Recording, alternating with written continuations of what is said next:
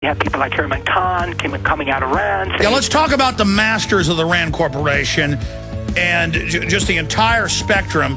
And, of course, their headquarters there in California has a giant mushroom cloud sculpture made out of chain link. We'll talk about that as well. We're on the march. The empire's on the run. Alex Jones and the GCN Radio Network. Hello, this is Alex Jones with some important questions. If you're going into a battle and they give you a rifle and a sidearm, how much ammunition do you want? My answer would be all I can get. In the battle for freedom and the lives of your loved ones, food is your only ammunition. How much do you want? When do you want it? Now or after the battle starts? When will you need it? Can you buy it without proper identification? Will there be any food? Will it make your children sick? If there's a quarantine and you can't feed yourself, will you go to the gathering center and be immunized? You wipe out all these problems if you have a good food supply. Food is your ammunition to fight for your freedom and your life. How much will you need? We don't know. How much do you want? All you can get. I'm Alex Jones. I want all of you good guys to live to fight another day. Call 1-800-409-5633 or check it out on the web at efoodsdirect.com. Again, that number, 1-800-409-5633. You may be arrested and or subject to other police action. Tyranny is here. The grim future foretold in 1984 has become reality. It really says that the state is God. The United States is now recognized globally as one of the most oppressive police states on earth. This film conclusively proves the existence of a secret network of FEMA camps, now being expanded nationwide. This documentary exposes how the continuity of government program has established an all-powerful shadow state. Police State 4 chronicles the sickening depths to which our republic has fallen. Prepare to enter the secretive world of emergency dictatorship. Body scanners, sound cannons, citizen spies, stage terror, and cameras on every street corner. It's only the beginning of the New World Order's hellish plan. The police state isn't coming. It's here. Secure your copy today at Infowars.com or see it online in the highest quality at PrisonPlanet.tv. Hi, folks. This is Alex Jones asking you for a minute of your time to tell you about soap. Not detergents, but good old-fashioned pure soap made by the Cal Ben Soap Company, a family-owned and operated American company. My family, staff, friends, and radio listeners are constantly telling me how much they love these products for bath, hair, laundry, and dishes. There is nothing like these factory-direct, big money-saving, triple-concentrated soaps anywhere. Get a free detailed catalog by calling 800-340-7091 or see them online at 5starsoap.com or Infowars.com. Let's talk to the owner of 5 Star Soap, Marty Schachter, and see what he has to say. As founder and owner for over 63 years, people keep asking me, how's business? I'm happy to say our business is going down the drain. Call us at 1-800-340-7091 or visit our website, 5starsoap.com, for buying our 1 to 2 month soap sampler. Thank you.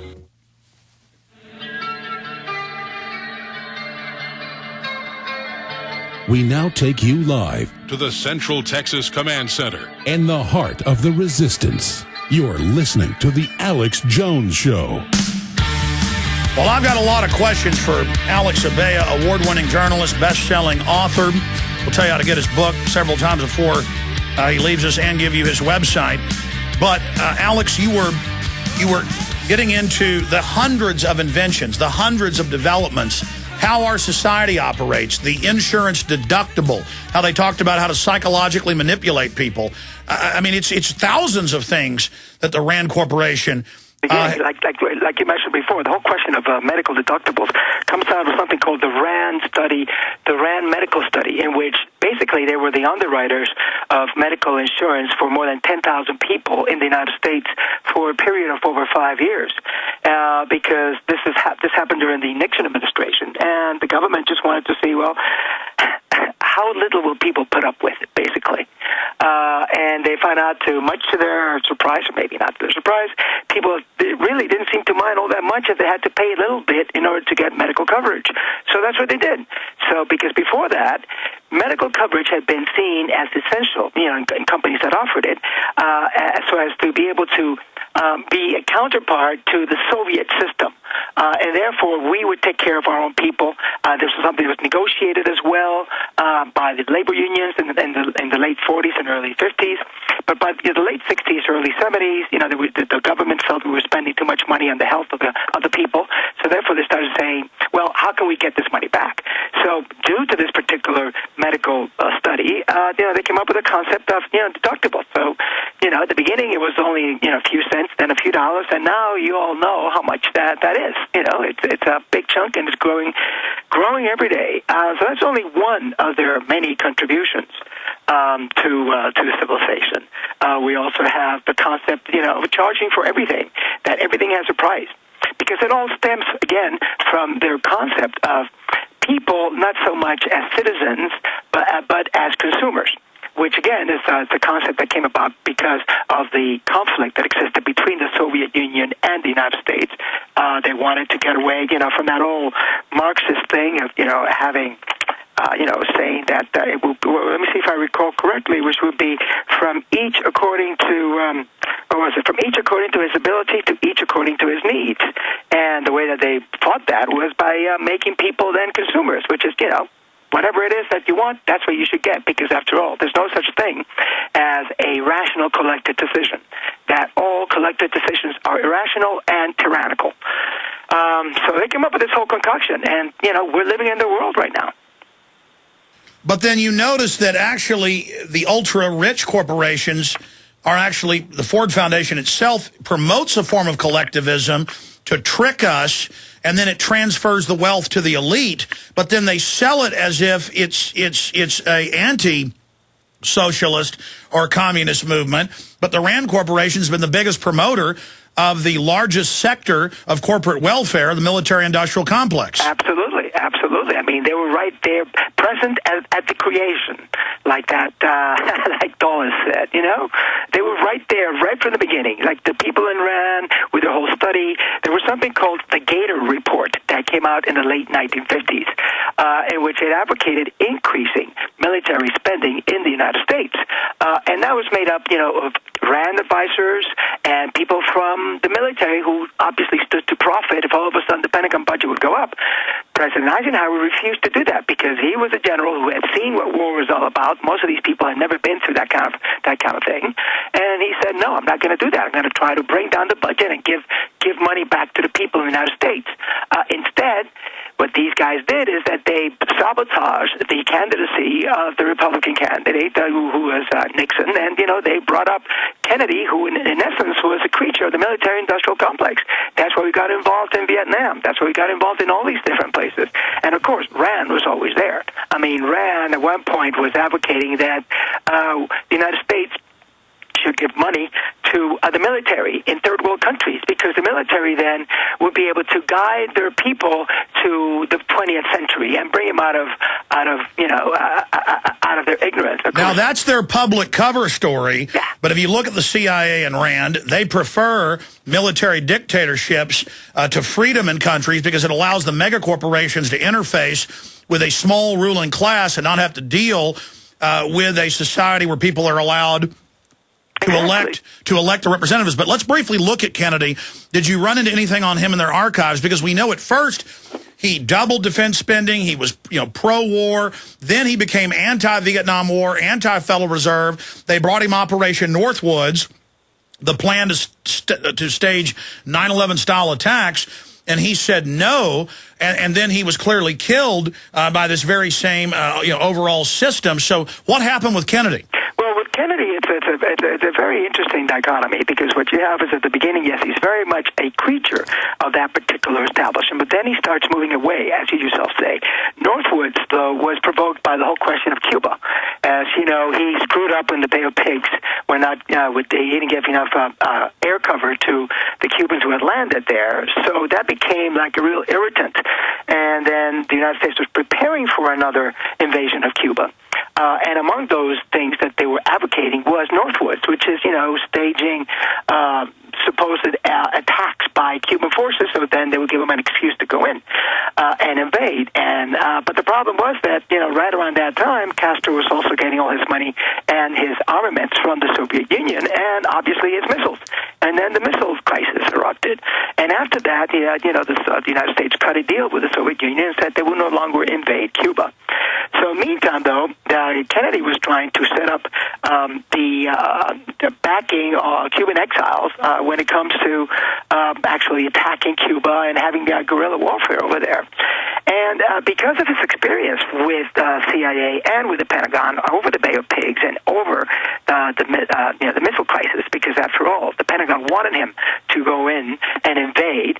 And nowadays we know that had he done so, it would have been a total disaster because, they had nuclear weapons that were there, and they were about to be sent, directly to the United States. We would not have been able to go in and take out all those missiles, because they were operative already.